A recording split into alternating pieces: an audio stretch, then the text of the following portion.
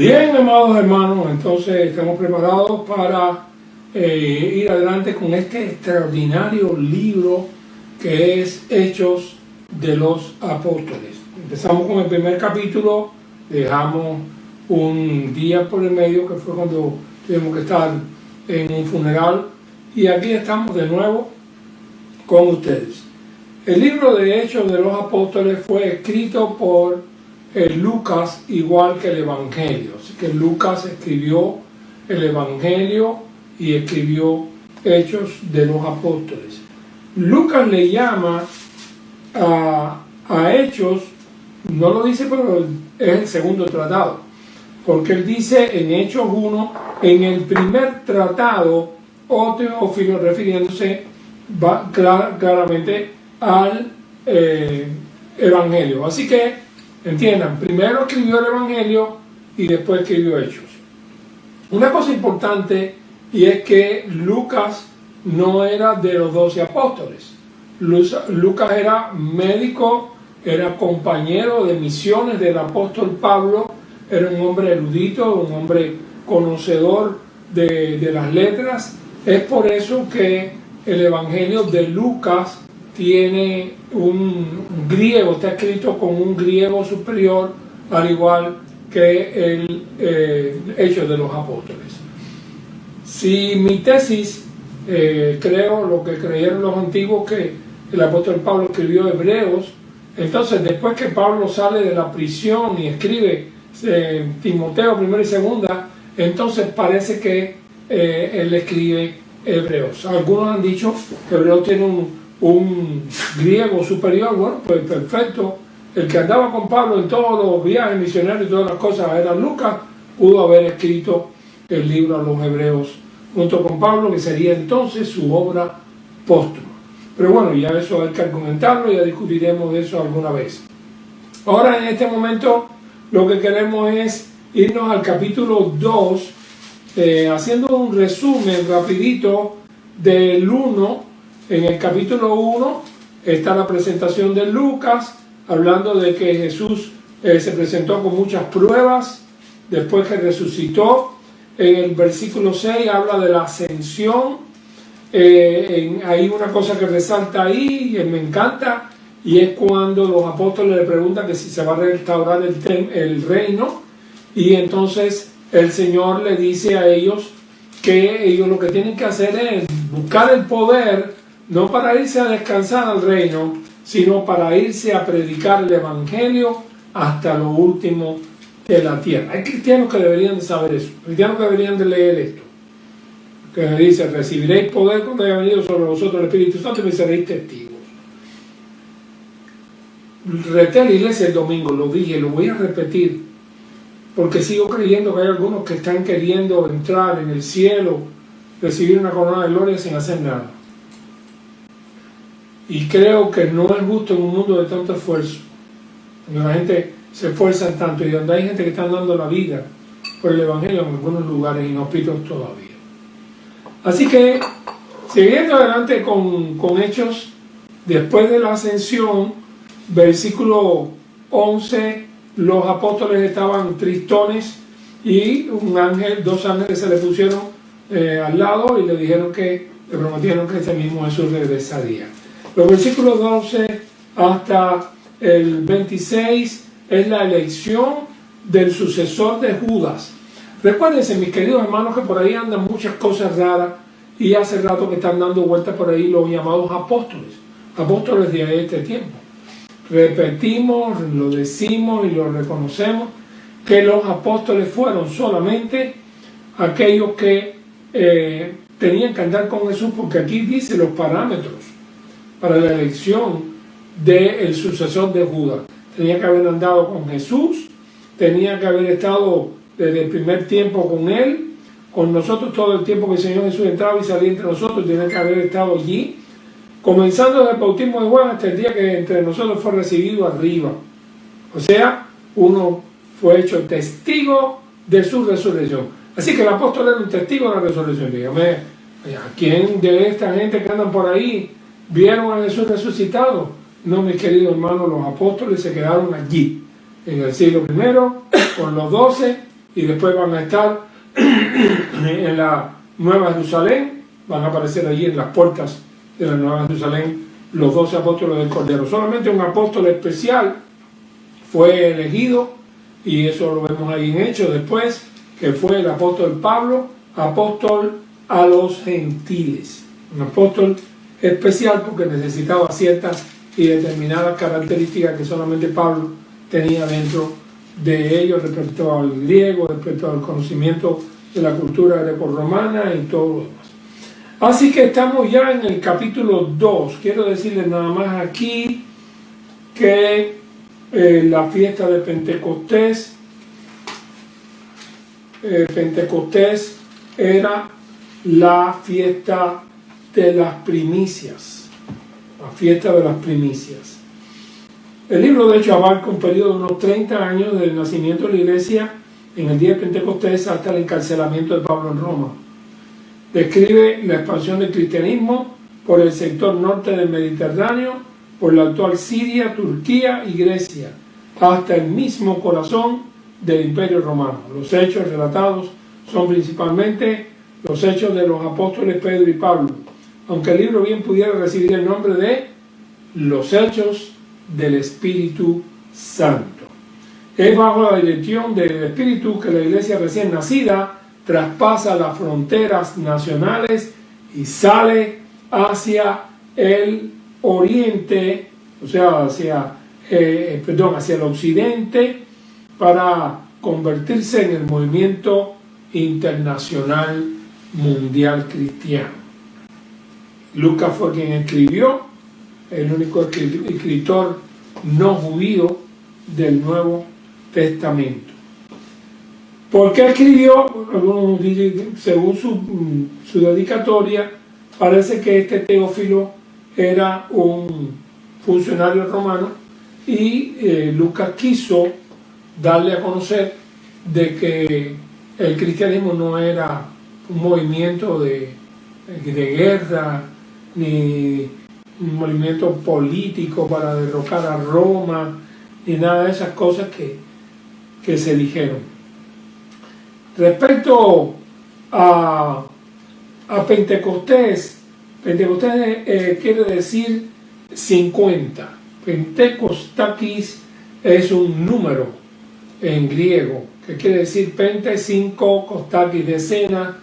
Pentecostés son 5 decenas. Era la antigua fiesta judía de las primicias que se celebraba en los comienzos de la cosecha del trigo y caía 50 días después de la Pascua, fecha de la crucifixión de Jesús.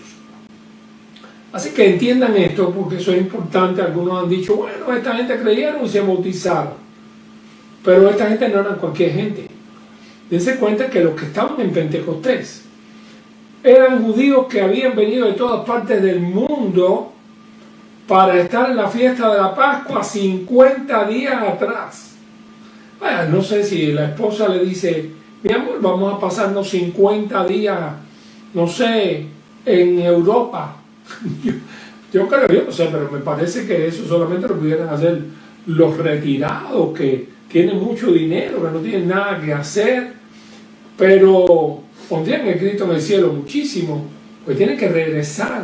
Aquello era un mundo de mucho trabajo y esfuerzo, así que para poder estar en la fiesta de la Pascua algunos tuvieron que andar muchísimo tiempo, lo van a ver después, y resulta que se tuvieron que quedar en Jerusalén hasta 50 días, más de casi 2 meses después de la fiesta de la Pascua. Sencillamente, ¿saben para qué? Para estar en el culto a la hora de la ofrenda. ¿Ustedes entienden eso, mi hermano? Ustedes no saben cuánta gente a veces se van de un culto antes de que la ofrenda llegue. Sin embargo, ellos se quedaron y la ofrenda no era 1 hora después, no, eran 50 días más tarde.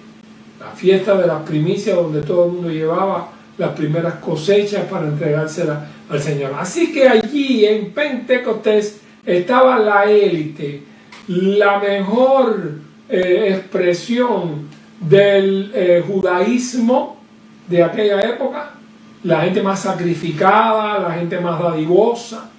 Así que yo quiero que ustedes entiendan eso, porque eran gente que eran consagrados, eran gente consagrada, eran gente al estilo de José, al estilo de Jacob, gente consagrada. Ustedes saben que hubo en el pueblo de Israel gente que no sirvieron mucho, pero hubo mucha gente consagrada, y en Pentecostés estaba lo mejorcito. Ahora vamos a ver entonces qué pasa. Dice, leemos: cuando llegó el día de Pentecostés, estaban todos unánimes juntos. Trate de recordar esto, porque esto es clásico. Se había ido Jesús, ellos habían recibido el mandato de que no se fueran de Jerusalén hasta ser investidos del poder de lo alto. Se subieron en el aposento alto y empezaron a orar. Nadie sabía qué tiempo iba a durar para que llegara la promesa del Padre. Y fue exactamente 10 días más tarde, porque 40 días estuvieron, después que Jesús resucitó, estuvieron con Jesús. A los 40 días Jesús ascendió, así que para los 50 días faltaban 10. 10 días estuvieron orando en el aposento alto, y el día de Pentecostés, el día de la gran fiesta de las primicias, el Espíritu Santo descendió sobre los apóstoles y sobre el pueblo reunido allí, para tomar la primera primicia de la obra misionera del cristianismo. Así que, entiendan, pero la primera cosa que no se les puede olvidar es que estaban todos unánimes juntos. Muy pocas veces se da que en una iglesia esté todo el mundo y no falte nadie. Nadie, no falte nadie, ni uno. Me dirán, pastor, eso es imposible. Bueno, pues así, estaban todos.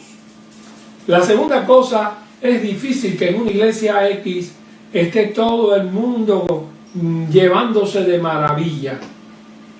Sobre todo en las iglesias grandes, a veces pasa que hay cierta rivalidad, rencilla, cualquier problemita que hubo años atrás. A veces dos muchachos que se hicieron novios se separaron, quién sabe. Unánime significa de una sola alma, pero no solamente significa estar bien o mal desde el punto de vista que me llevo bien o mal, no. Un sola alma es un solo sentimiento.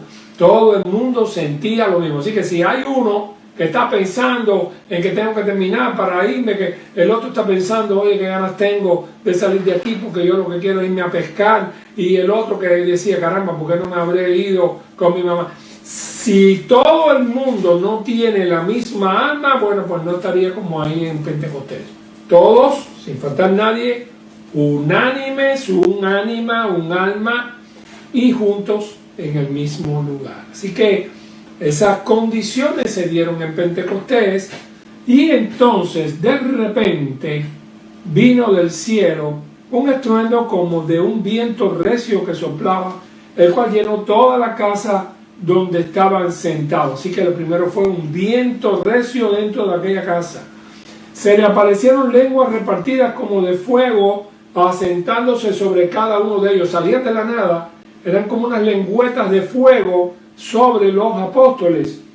Y fueron todos llenos del Espíritu Santo y comenzaron a hablar en otros idiomas, según el Espíritu les daba que hablasen. Y me esfuerzo en decirle idiomas, porque la palabra lenguas para nosotros no significa nada. Para nosotros significa la palabra lenguaje, o no significa la palabra idioma, pero en esta época se usaba la palabra lengua. Fíjense cómo es. Dice, y comenzaron a hablar en otras lenguas, es decir, en otro lenguaje, según les daba el Espíritu que hablasen. Moraban entonces en Jerusalén. Ahora, ¿qué cosa era eso? ¿Eran idiomas o era un invento de Chipi Charapa y Alabanzai? Escuchen bien, esto es importante. Moraban entonces en Jerusalén judíos varones piadosos de todas las naciones. Esto es una hipérbole bajo el cielo. Bueno, de muchas naciones. Y hecho este estruendo, la gente parece que fuera, sintieron el estruendo del viento recio y de toda la gente hablando, estaban confusos. Escuchen, porque cada uno le oía hablar en su propio lenguaje. Y vuelve a repetir, estaban atónitos y maravillados diciendo, mirad, no son galileos estos que hablan, ¿cómo pues le oímos nosotros hablar cada uno en nuestra lengua en que hemos nacido? Así que quítense la idea de la cabeza que allí había lengua de los ángeles. Allí lo que había era idiomas, las lenguas donde ellos habían nacido. Y ya de por sí eso era un milagro, porque en primer lugar, si todo el mundo hubiese estado hablando un idioma diferente, nadie hubiera entendido nada. Y aquella podría ser una algarabía gigantesca. Y nadie podía oír dentro del inglés, español, griego, lo que sea, que estuvieran hablando árabe, bla, bla, bla. Nadie podía escuchar el suyo. Donde está el milagro extraordinario es que a cada uno le llegaba el suyo. Era como si cada uno hubiese tenido un aparato de traducción personal. Por eso se dice que más bien que el don de lenguas, más bien allí hubo un milagro de interpretación de lenguajes. Interpretación de lenguajes. Así que ellos hablaban y a cada uno lo escuchaba en el propio lenguaje donde habían nacido. Y ahora de hecho se esfuerza en decir de dónde eran. Y estaban atónitos y maravillados, versículo 7, diciendo, mirad, no son galileos todos estos que hablan, ¿cómo pues le oímos nosotros hablar cada uno en nuestra lengua natal, en nuestra lengua con que hemos nacido? Y ahora te dice si quieren, vayan contándolas. Partos, medos, elamitas, los que habitamos en Mesopotamia, en Judea, en Capadocia, en el Ponto y Asia, en Frigia y Panfilia, en Egipto, en las regiones de África más allá de Cirene, romanos aquí residentes, tanto judíos como prosélitos, cretenses y árabes. Oiga, 15 naciones con distintos lenguajes les oímos hablar en nuestro idioma las maravillas de Dios. Esto no ha ocurrido nunca más en la historia, en ningún lugar. No importa lo que le pueda decir algún libro. Este fenómeno, este milagro, se produce cuando el Espíritu Santo entra y le da a cada uno el mensaje. En aquella época, aquellos judíos que estaban allí, que eran inconversos, porque los que estaban hablando sí eran cristianos, pero los demás eran inconversos, y el Señor le proveyó el mensaje en su propia lengua natal, su propio idioma. En el año 91 o 92 vinimos a en el 91-92 vinimos a este país, a el Congreso de Hombres Bautistas que se celebró en Nashville, Tennessee.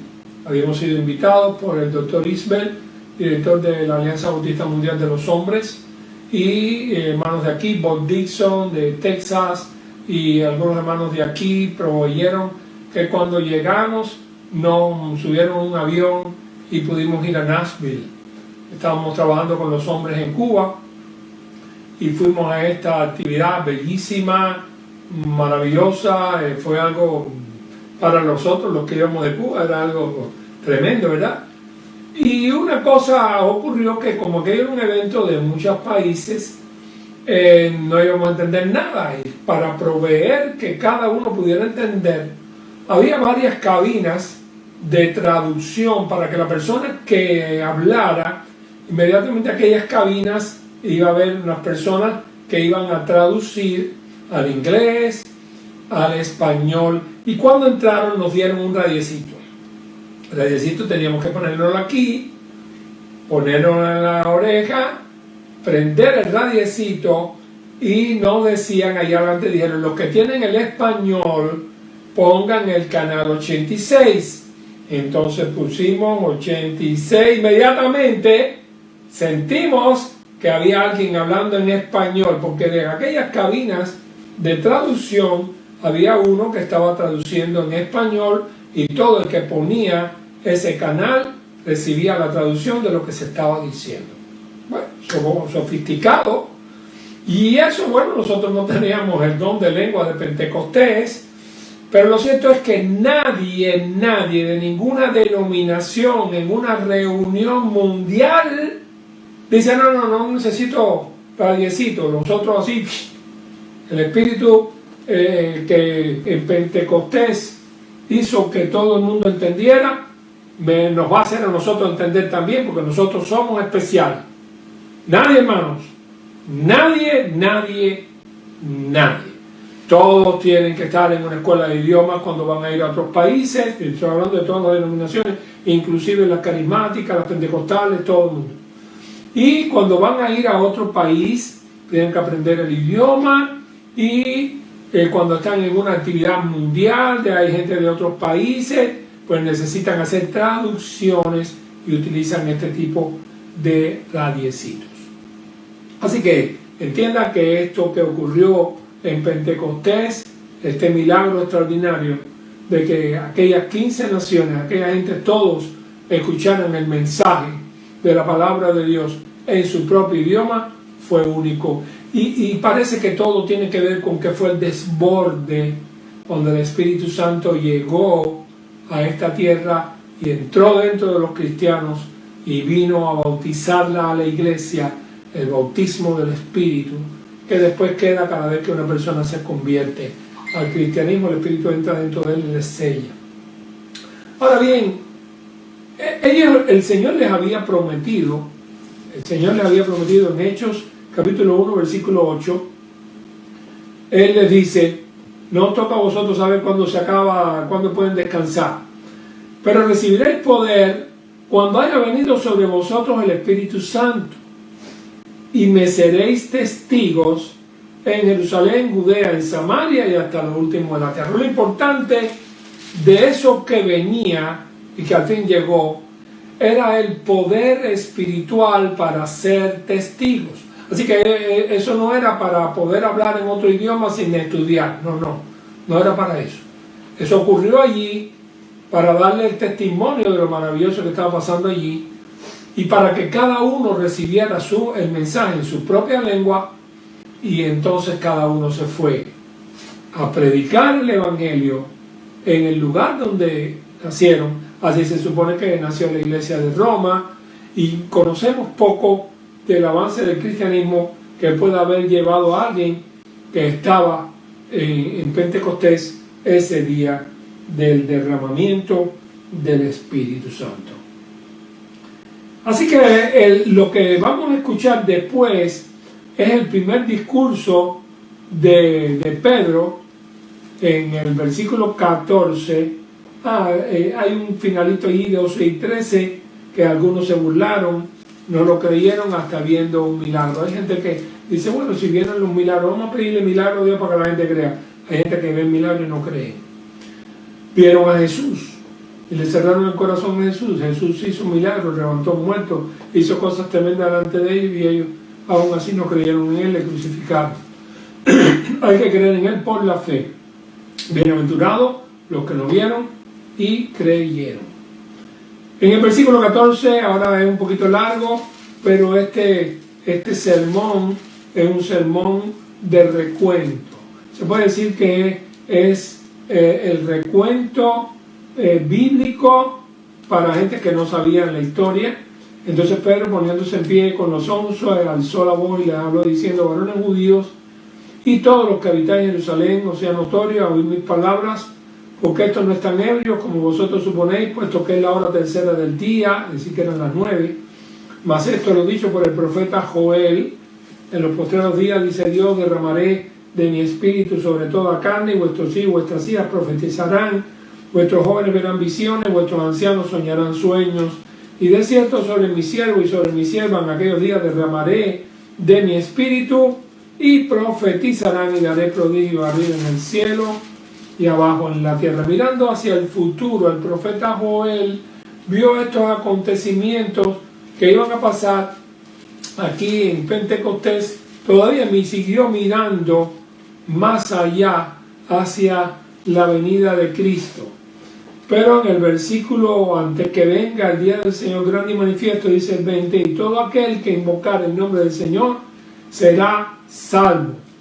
Ahora aplica Pedro: varón israelita, oíd estas palabras, Jesús Nazareno, varón aprobado por Dios entre vosotros con las maravillas y prodigios y señales que Dios hizo entre vosotros por medio de él, como vosotros mismos sabéis, a este entregado por el determinado consejo y anticipado conocimiento de Dios, prendisteis y matasteis por manos de inicuos, crucificándole. Sí, Dios quería que su Hijo muriera, que fuera el Salvador, pero los que lo mataron fueron inicuos.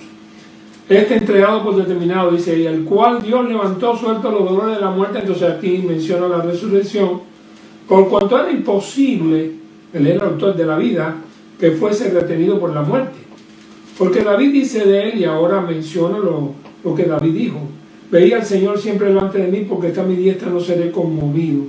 Por lo cual, es el Salmo 16, por lo cual mi corazón se alegró, se gozó mi lengua, y aún mi carne descansará en esperanza, porque no dejarás no permitirás que a mi alma en el Hades, ni permitirás que tu santo vea corrupción. Me hiciste conocer los caminos de la vida, me llenará de gozo con tu presencia. Está recordando Salmo 16, del 8 al 11. Versículo 29. Varones hermanos, ahora aplicando la palabra, igual que si fuera un sermón bíblico de lo que predicamos hoy en día los predicadores, y este es un sermón que yo saqué la cuenta una vez y tenía un 75% de versículos, todos eran versículos, o aplicación de versículos. Varones hermanos, se puede decir libremente que el patriarca David, que murió y fue sepultado, y su sepulcro está con nosotros hasta el día de hoy, pero siendo profeta y sabiendo que con juramento Dios le había jurado que de su descendencia en cuanto a la carne levantaría a Cristo para que se sentase en su trono, viéndolo antes, habló de la resurrección de Cristo, que su alma no fue dejada en el Hades, ni su carne vio corrupción. Así que está aplicando aquellas palabras del Antiguo Testamento. Así que, exaltado por la diestra de Dios y habiendo recibido del Padre la promesa del Espíritu Santo, ha derramado esto que vosotros veis y oís, porque David no subió a los cielos, pero él mismo dice al Señor, a mi Señor, siéntate a mi diestra hasta que ponga a tus enemigos por estrado de tus pies. Sepa pues, ciertísimamente toda la casa de Israel, que a este Jesús, a quien vosotros crucificasteis, Dios le ha hecho Señor y Cristo. Me llama la atención, mis queridos hermanos, que aquí el mensaje que hasta ese momento había sido recordatorio, histórico y en tercera persona, ahora de pronto se convierte en la primera persona, porque viene, como digamos, el llamamiento es apelativo. Sepa pues ciertísimamente a toda la casa de Israel, que son ellos, que este Jesús a quien vosotros crucificasteis, Dios ha hecho Señor y Cristo. Quiere decir que les recordó a ellos que ellos fueron los culpables de la muerte de Cristo. Les recordó que su pecado había hecho morir a Jesús en la cruz aquel día cuando gritaron: sí, crucifícale, suelta a Barrabás, no, suelta a Barrabás, déjalo, y crucifícalo. Eso fue allí delante de Pilato. Pilato luchó por salvar a Jesús, porque Pilato sabía que él no tenía una causa legal de fuerza sobre Jesús. Así que al oír esto, ellos se dan cuenta de su pecado. Versículo 37.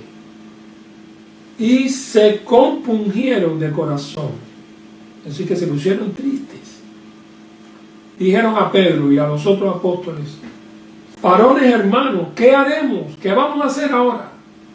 Pedro les dijo: arrepentíos y bautice cada uno de vosotros en el nombre de Jesucristo para perdón de los pecados. Recibiréis el don del Espíritu Santo, porque para vosotros es la promesa, para vuestros hijos, para todos los que están lejos, para cuanto al Señor nuestro Dios llamare. Y siguió predicándoles con otras muchas palabras, les testificaba, les exhortaba diciendo: sed salvos de esta perversa generación. Así que un grupo gigantesco recibió su palabra, fueron bautizados, y aquel día, de la noche a la mañana, la iglesia de 120 miembros pasó a 3,000 personas. Es decir, que aquello fue un evento extraordinario. Ni con 3,000 días nosotros podemos añadir tantas personas a la membresía de una iglesia. Y aquello no era de bla bla bla, cristianos bla bla bla, y si perseveraban en la doctrina de los apóstoles, en la comunión unos con otros, en el amor de los unos con los otros, en el partimiento del pan, es decir, en la comunión de lo que es la sangre del cuerpo de Cristo, el vino y el pan, y en las oraciones. Yo no sé, pero hay cristianos que pueden estar toda la vida sin tomar la cena. ¿Usted entiende eso? ¿Usted entiende cómo es posible que haya cristianos que pueden estar sin comunión? Da igual. La iglesia televisiva no es un sustituto de la iglesia de Jesucristo. No. Tienen que despojarse del miedo. Si usted está trancado en la casa por miedo, entonces sí está mal la cosa. Está mal la cosa. Ahora, si usted fuera un anciano y la familia no lo deja y está preocupado hasta que reciba la vacuna, eso, bueno, está bien. Pero si usted está tratando de cuidarse a sí mismo, le quiero decir que no hay manera de cuidarse del COVID-19. Si usted va a Walmart, si usted va a la clínica, si usted recibe carta en su casa, si usted tiene parientes que salen y entran, entonces, ¿de qué manera se cuida? Está ahí por la misericordia divina de que no le dé, está esperando que Dios le cuide. Así que vaya a la iglesia y también pida que le cuide. Así que los que recibieron su palabra fueron bautizados. Esta gente fue extraordinario el avivamiento. Y en el versículo 43 dice: y sobrevino temor a toda persona. Aquello hundió la noticia, la gente se asombraron, vieron la cantidad de cristianos que de pronto de la noche a la mañana salieron. Y sobrevino temor a todas personas, y muchas maravillas y señales eran hechas por los apóstoles. Es parte del derramamiento, es como un río desbordado que después cogió su cauce normal. Todos los que habían creído estaban juntos, tenían en común todas las cosas, y que vendían sus propiedades, sus bienes, había un gozo, y estaban bajo un poder que no era normal.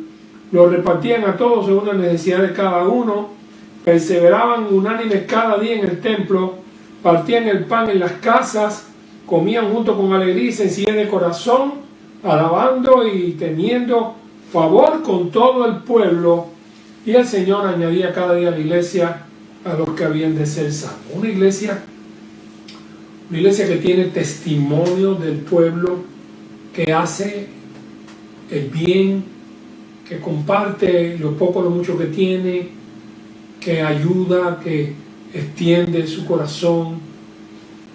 Yo me recuerdo en Cuba hubo una época muy difícil, y en aquella época difícil la International Mission Board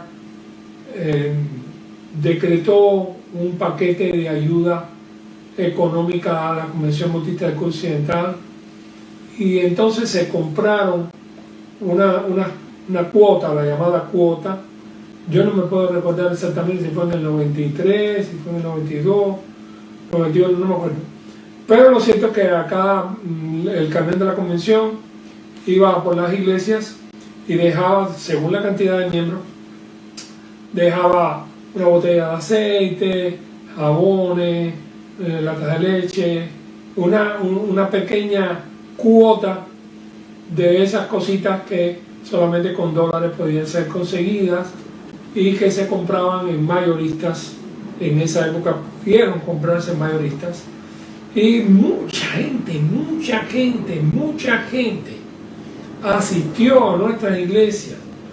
Algunos dicen fueron por los panes y los peces, pero después se quedaron. Muchos fueron porque la iglesia compartió con ellos en los pueblos, en los campos. Mira, nos dieron esto con un jaboncito, mira, toma una lata de leche para los niños. Todo ese amor compartido fue un avivamiento, no solamente material, sino muchas personas, fueron a la iglesia y se relacionaron con la iglesia en medio de aquel tiempo de necesidad, y que la iglesia compartió lo que tenía. No está reñido, mis queridos hermanos, la obra social con el evangelio. A mí me ha dado mucho resultado en todos los lugares que he estado, los pueblos que he estado. He tratado de servir a la gente. Yo he bautizado a toda una familia sencillamente porque a la señora que estaba cuidando un colchón en un portal, le hice el favor de traer el colchón para la casa y darle café y atenderla, y después venir y que ir viniendo, y hasta que se convirtió y llegó a ser una líder de la iglesia. Y en otras partes, en Camajuaní también, de por llevarle un saco de maíz que esta señora venía arrastrando, y montarlo en la bicicleta y llevarlo. La obra social dirigida por medio del Espíritu Santo no es la obra social para el Evangelio, sino es la obra del Evangelio hacia lo social. Quiere decir, lo social del Evangelio. El Evangelio no es para una ostra. El cristianismo no es una ostra. Cada cristiano no es una isla. Tenemos puente, tenemos que hacer puente, y eso no significa de que participemos con el pecado del mundo, vayamos a las fiestas mundanas o hagamos las cosas que ellos hacen. No tiene nada que ver con eso, nada que ver con eso, pero sí tiene que ver con compartir. Hace años estuve en un programa de televisión aquí en Miami, porque cuando llegué a dejar a mi hija en Miami-Dade, allí donde ella estaba estudiando, resulta que había un hombre que estaba arreglando una bomba, y entonces yo lo vi y le dije: oye, ¿te puedo ayudar? Déjame ayudarte. Y vi que él no sabía ni andar con aquella llave, y lo ayudé y le puse la goma de repuesto. Y me dijo: ¿y tú que eres mecánico? Le dije: no, yo no soy mecánico, yo soy pastor. Ese pastor mecánico. Le digo: no sé, quítamelo de mecánico, yo soy pastor solo. Dice: oye, pero eso no me había pasado nunca.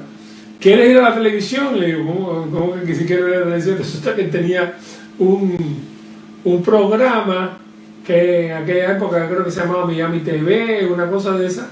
Yo ahora no me recuerdo el nombre. Y bueno, en fin, hablamos del Día de Acción de Gracias. Ese día coincidí con el padre Alberto ahí, que fue también, él lo invitó para que diera su versión acerca del Día de Acción de Gracias. Yo cogí mi Biblia y me expliqué de por qué la Biblia dice dar gracias en todo.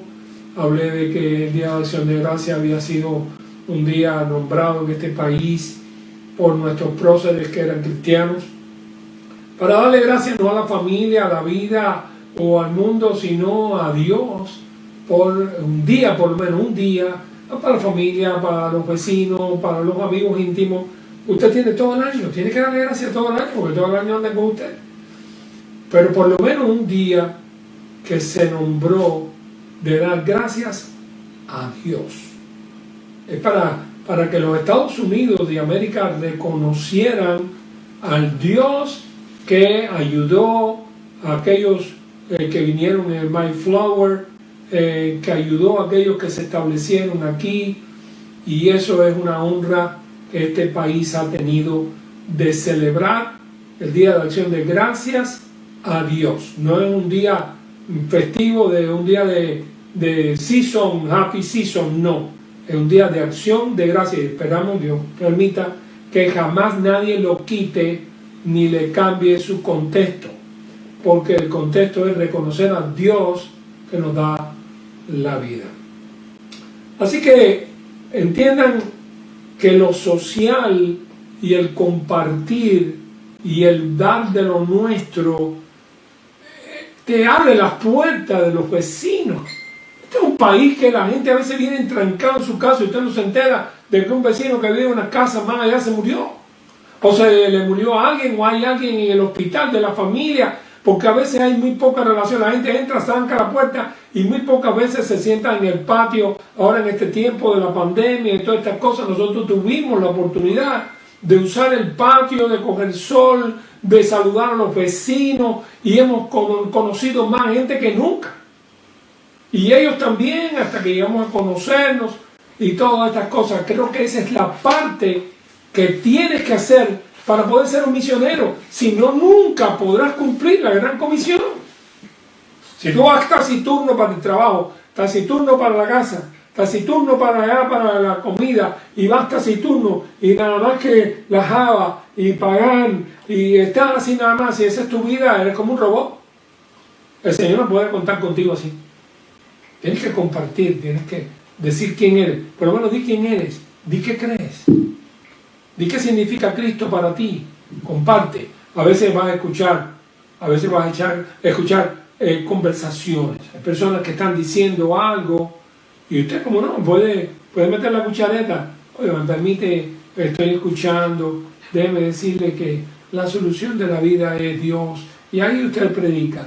Dice el versículo 44 y 45 que estos tenían una comunidad y que también perseveraban unánime, compartían lo suyo, comían juntos con alegría y sencillez de corazón, alabando a Dios y teniendo favor. Como todos lo tenían en común y se lo repartían unos a otros, entonces el que tenía mucho trajo y repartió. Entonces algo quedó para la gente que estaban más mal. Y el Señor añadía. Así que después de esta parte, así que oiga, estaban, todos los que habían creído estaban juntos, tenían en común la cosa, repartían cada uno según su necesidad, perseveraban unánime todos los días en el templo, el culto era todos los días, partían el pan en las casas, es decir que comían juntos con alegría, alababan a Dios, cantaban y tenían favor con la gente. El programa era bien extenso, con muchos puntos, y casi todos esos puntos eran puntos que le llegaban al corazón a gente que estaba muy necesitada. Por eso, el final del 47 es: y el Señor añadía cada día a la iglesia los que habían de ser salvos. Entienda ahí, los que iban a perseverar con ellos, los que iban a vivir la vida cristiana, los que iban a ser salvos. Pero esto no era una decisión unilateral de Dios, sino que ellos estaban promoviendo este tipo de vida, estaban exhibiendo este tipo de vida, estaban viviendo una vida en comunidad, estaban compartiendo lo que tenían, y el mundo no era insensible. El mundo no es insensible. Una vez le oí decir a Nilo era el que lo decía. Había alguien que decía: este pueblo es duro. Bueno, Nilo, si me está viendo, se acordará. Y Nilo decía: no hay pueblo duro como la roca, no hay pueblo duro sino mandarria blanda. Es decir, que cuando los que tienen que partir piedra, dice, no hay piedra dura sino que la mandarria es blanda. Saben que los que pican piedra, pues saben de esto. Y no es darle por donde quiera a usted. Hay algunos que le dan y no pueden picar la piedra, y viene un viejito que está acostumbrado a esto. Déjame a mí, mi hijo. Mira la piedra por aquí, la mira por allá, le da la vuelta y le hace ¡bum! ¡Bum! Y la piedra se parte. Porque le ve la veta, porque sabe si el evangelio es poderoso, es dinamita de Dios. Pero si usted lo vive como dinamita, si usted lo que tiene es un fosforito, si la lucecita de usted no se ve fuera de la puerta de su casa, no se queje de que usted no gana almas para Cristo, te vive trancada y quizá trancado, y la casa del frente, su vecino, a veces usted lo ve que se está sacando la basura y no le saluda.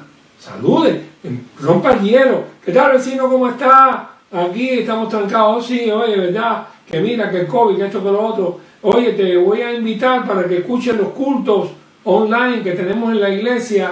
Ah, sí, ¿Por dónde? Por Facebook. Mira, tú pones ahí Iglesia Bautista Sion. Era para que 1 millón de personas supieran eso. Para que todo el mundo tuviera el papelito, la tarjeta, supiera dónde tiene que entrar para poder ver en su casa el culto.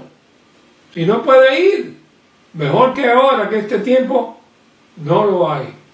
Pero si usted no le dice nada, ahora, sí, se metió para adentro, tú te metiste para adentro, y allá dirás, qué cristianazo soy. Y el de frente, que sabe que usted es cristiano, dice, esta gente son unos trancados de bala. Oye, ni lo saludan a uno casi.